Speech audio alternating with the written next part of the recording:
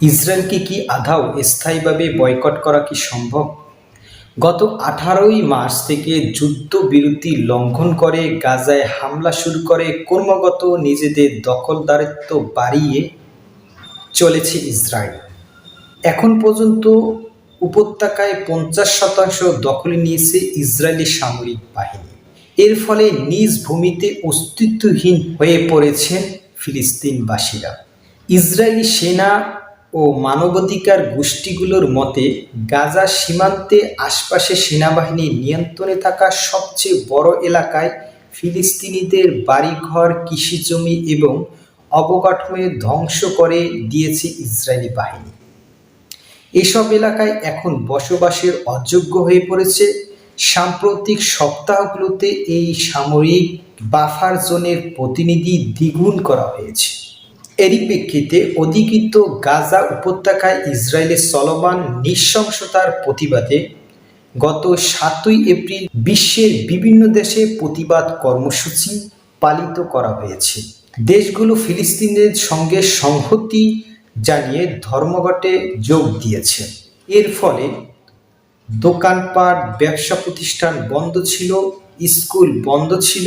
এই কর্মসূচিতে সবচেয়ে বেশি উল্লেখযোগ্য সেটা হচ্ছে ইসরায়েলের পণ্য বয়কট করুন। এখন প্রশ্ন হতে পারে, ইসরায়েলের পণ্য কি আদৌ বয়কট করা কি সম্ভব? আগে ইসরায়েলের কিছুটা ইতিহাস সম্পর্কে জেনে নেওয়া যাক। আমরা যে ইসরায়েলকে দেখতে পাচ্ছি একটি জাতির নাম, একটি দেশের নাম, কিন্তু এই ইসরায়েলে যারা বসবাস করে তারা মূলত ইহুদি ধর্মের অনুসারী। তো এই ইহুদি ধর্ম এই ইসরায়েলে আসার আগে তারা পুরো পৃথিবীতে আনাসে কানাসে তারা বসবাস করত। এই আনাসে কানাসে বসবাস করার ফলে তারা পৃথিবীর অনেক দেশের ভাষা, সংস্কৃতির সাথে সংযুক্ত হয়ে পড়ে এবং তারা পুরো পৃথিবী জুড়ে দেশে দেশে ব্যবসার ভিতরেই তারা লিপ্ত থাকত। রাষ্ট্রের কোনো সমস্যায় তাদের কোনো মাথা ব্যথা ছিল না।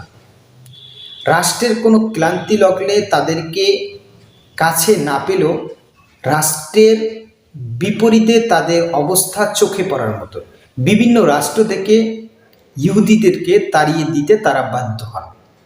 ইহুদি রাষ্ট্রের স্বাধীনতার ঘোষণাপত্রে যার নাম সবচেয়ে বেশি উল্লেখযোগ্য তিনি হচ্ছেন থিওডর হার্জল। থিওডর হার্জল হচ্ছে জায়নিস কংগ্রেসের প্রতিষ্ঠাতা। ইহুদি রাষ্ট্রের আন্দোলনকে ইংরেজিতে বলা হয় জায়নিস্ট।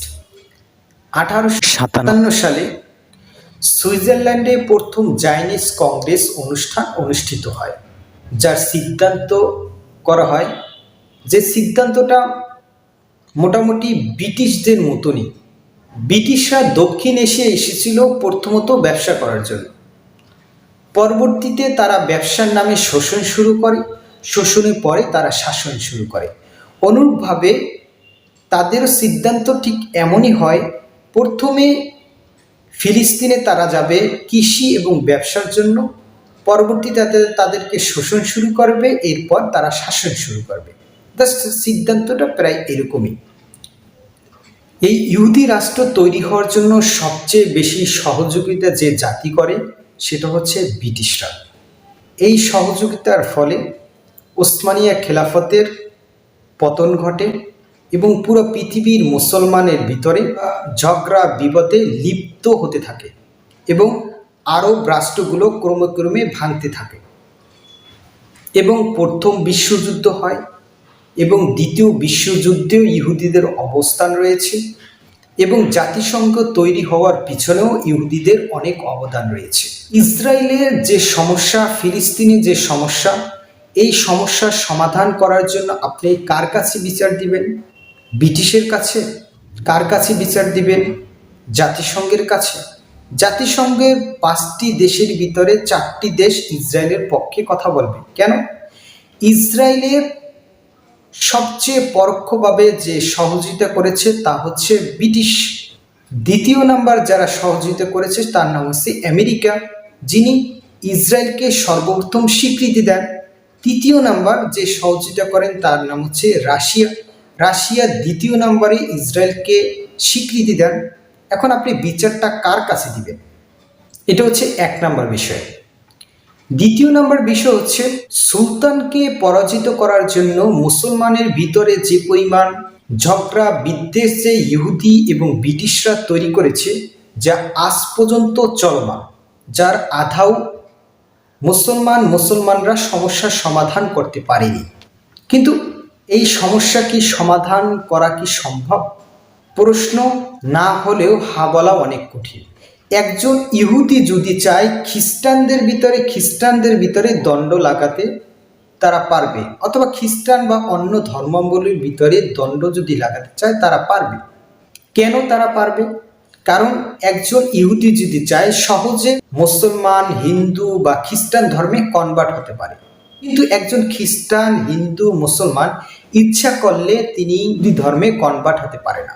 জাস্ট এই সুযোগের কারণে ইহুদিরা যদি চায় মুসলমান, খ্রিস্টান, হিন্দুর ভিতরে দ্বন্দ্ব তারা লাগিয়ে দিতে পারে।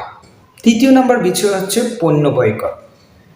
যে এই যত আন্দোলন পুরো বিশ্বব্যাপী, বাংলাদেশব্যাপী যে আন্দোলন চলমান, যে আন্দোলনের ভিতরে বা প্রতিবাদ ধর্মঘটের ভিতরে যে কথাটি সবচেয়ে বেশি উল্লেখ আসে, ইসরায়েলের প্রোডাক্ট বয়কট করো। কিন্তু ইসরায়েলের প্রোডাক্ট কি আধাও আমরা বয়কট করতে পারি বা পারছি? যে ইসরায়েলের প্রোডাক্ট কি? ইসরায়েলের প্রোডাক্ট হচ্ছে ইউনিলিভারের প্রোডাক্ট, বাটা অথবা কোকাকোলা। পূর্বেও আমরা সোশ্যাল মিডিয়া বা অনলাইনে বা অফলাইনের মাধ্যমে যে বিষয়টা আমরা প্রকাশ করেছি বা বেশি শোনা গেছে যে কোকাকোলার ব্যবসায় ধস নেমেছে, কোকাকোলার ব্যবসা বাংলাদেশ থেকে গুছিয়ে নিয়েছে, এরকম অনেক ধরনের কথাবার্তা শুনেছি। কিন্তু আধাও কি কোকাকোলাকে কি বাংলাদেশ থেকে বয়কট করতে আমরা পেরেছি? প্রশ্ন, উত্তর হচ্ছে না। কিন্তু আমরা প্রোডাক্টটা বয়কট করেছি, কিন্তু এই প্রোডাক্টটা এই দেশে চলার পিছনে তারা যে কাজটি করেছেন তার ভিতরে ১ নম্বর হচ্ছে পুরো দেশে আগে চাহিদা তারা তৈরি করেছে, আর এই চাহিদা তৈরি করার জন্য তারা ব্যাপকভাবে এটা প্রচারণা করেছে, যার ফলে বাংলাদেশের চাহিদা তৈরি হয়েছে, এর সাথে সাথে তারা প্রোডাক্ট বিক্রি করেছে। এখন কোকাকোলাকে আমরা বয়কট করে দিলাম অথবা বাটাকে আমরা বয়কট করে দিলাম, কিন্তু এই যে চাহিদা রয়ে গেছে, এই চাহিদার বিকল্প কি? অনেকে এরকম বলেন যে এই বিকল্প বাংলাদেশে অনেক প্রোডাক্ট রয়েছে, কিন্তু এই প্রোডাক্ট যাদের রয়েছে তারা ঘুরে ফিরে ওই ইসরায়েলের প্রতিনিধি। তো ইসরায়েলের প্রোডাক্ট বয়কট করলাম, কিন্তু ইসরায়েলের প্রতিনিধির প্রোডাক্ট আর বয়কট করতে পারলাম না। আর এই যে একটা চাহিদা রয়েছে, এই চাহিদা পূরণ তো করতে পারলাম না। তো এর বিকল্প তৈরি করতে হবে। ইসরায়েলকে যদি পরিপূর্ণভাবে বয়কট করতে চান, তাহলে ইসরায়েলের বিপরীত প্রোডাক্ট তৈরি করতে হবে। যতক্ষণে ইসরায়েলের প্রোডাক্টের অথবা তার প্রতিনিধির বিপরীতে প্রোডাক্ট বা প্রতিষ্ঠান তৈরি করতে আমরা না পারবো, ততক্ষণ পর্যন্ত ইসরায়েলকে বা ইসরায়েলের প্রতিনিধিদেরকে আমরা বয়কট করতে পারবো না। ইসরায়েলের প্রোডাক্টের বিপরীতে আমরা প্রতিষ্ঠান তৈরি করি, ইনশাআল্লাহ আশা করা যায় একদিন না একদিন এই ইসরায়েলকে আমরা বয়কট করতে সফল হব।